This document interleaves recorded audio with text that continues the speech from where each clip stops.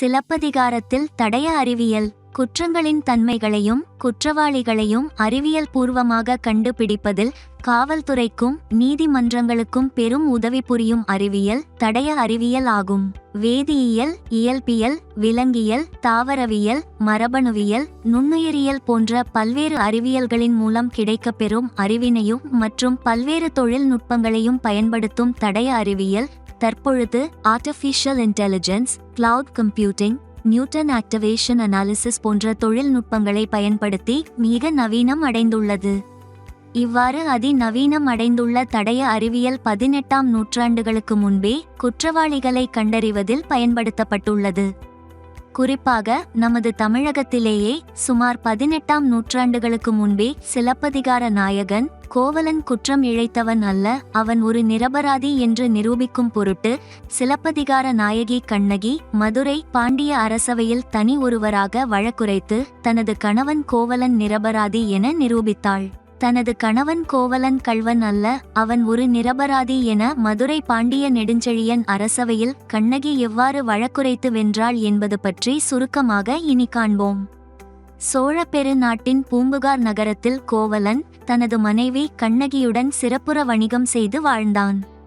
ஆயினும் ஊழ்விமையின் காரணமாக தனது சொத்துக்கள் அனைத்தையும் இழந்த கோவலன் மீண்டும் பொருளீட்டி புது வாழ்வு வாழ எண்ணி பாண்டிய நாட்டு மதுரைக்கு கண்ணகியுடன் இடம்பெயர்ந்தான்.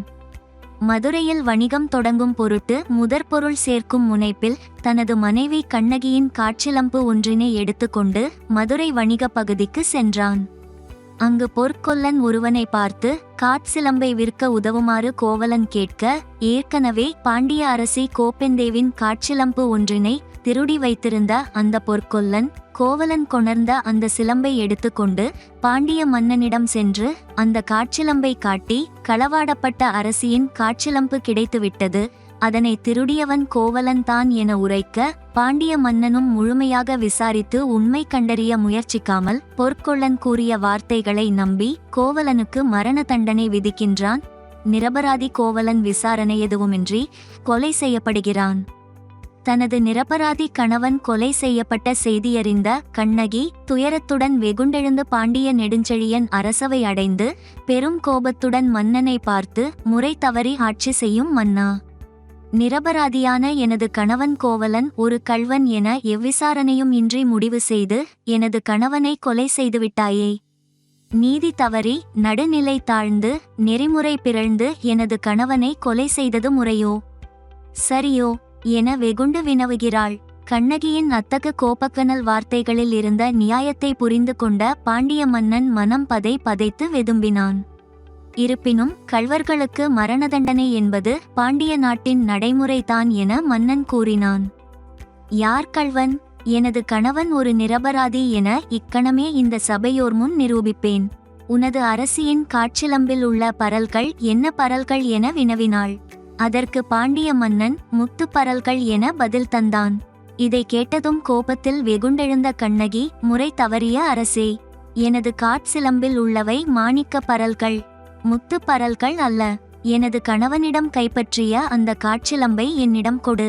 கணப்பொழுதில் எனது கணவன் நிரபராதி என நிரூபிக்கிறேன் என கோபத்தில் கேட்க, கோவலனிடம் கைப்பற்றப்பட்ட சிலம்பு கண்ணகியிடம் கொடுக்கப்படுகிறது.